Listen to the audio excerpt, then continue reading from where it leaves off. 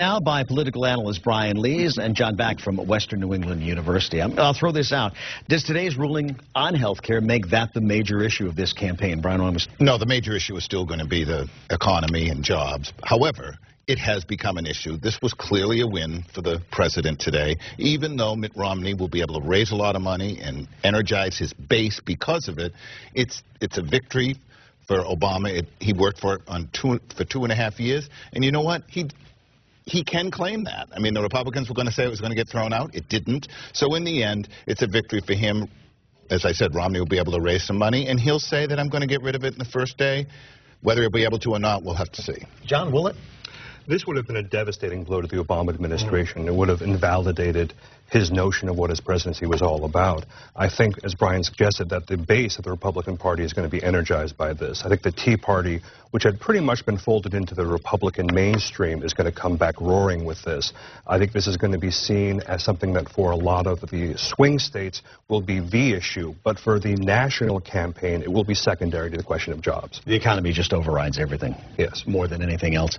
You know, one of the big things we talked about was the individual mandate, meaning you have to buy health insurance or be subject to a tax, that the Supreme Court in effect helped make this a campaign issue.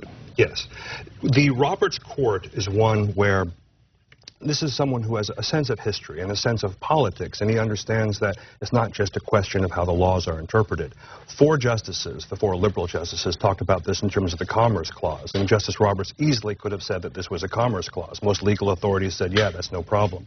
By making this a question of tax, Roberts understood that he was placing this front and center back into the political agenda. I don't think this was an accident. No, not an accident at all. Brian? Well, the tax issue is a big issue from Romney's standpoint. Sure. He's going to be able to say, and he's going to show quotes, that the president said there's no taxes involved in this particular piece of legislation. And now that the Supreme Court, as we said, and John Roberts wrote the decision, they have the power to impose a tax on those without health insurance. It is a tax. Brian, you were the Senate minority leader when health insurance was passed in Massachusetts. Mitt Romney spearheaded that. How does he separate himself from that in this campaign?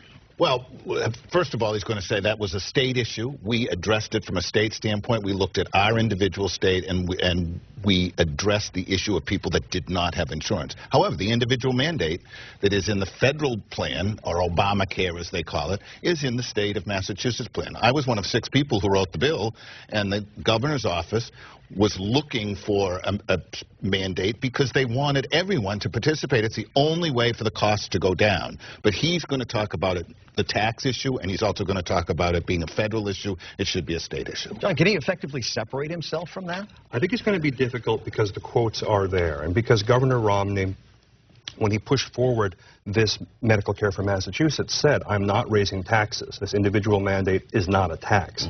For him to say it's a tax at the federal level and not when he was part of it is splitting some hairs. I think right now, for the next couple of months and throughout the campaign, it's going to be which campaign, which candidate can seem more believable, which can be a better storyteller, which can impose the narrative. Right now, the Obama administration has the advantage. The Republicans have the winds taken out of their sail. But if President Obama cannot convince Americans that this is something that's for their good and not really a tax, then he has a real chance of being hurt by this issue. How big a boost was this to the Obama campaign today?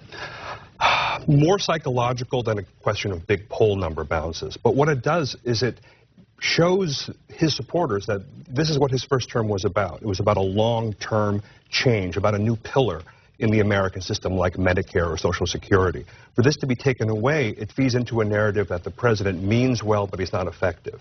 This shows that with a divided court, he is effective. Word on this. Well, it is going to be part of the whole narrative of the presidential election, but as we said right in the outset, the economy is very important. It will also energize Obama's people, especially the people on the left that were not feeling he was doing enough. This is exciting for them. There was no real key issue to get either side terribly involved. Now the Tea Party will be involved, more left will be involved, but this is going to come down to 1 or 2 points and 1 or 2 states, and it's not going to matter in the end about Obamacare or anything. It's going to matter where the economy stands in November. All right, Brian, John, thanks. We're out of time. Thank you for your expertise, and we'll be right back as always.